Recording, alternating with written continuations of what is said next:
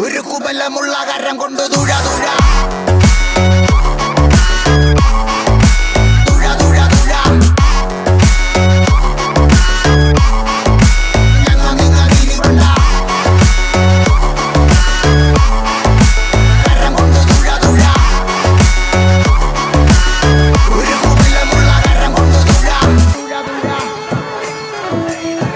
ഇളവിത്തു വിതച്ചു നനയ്ക്കണ നേരം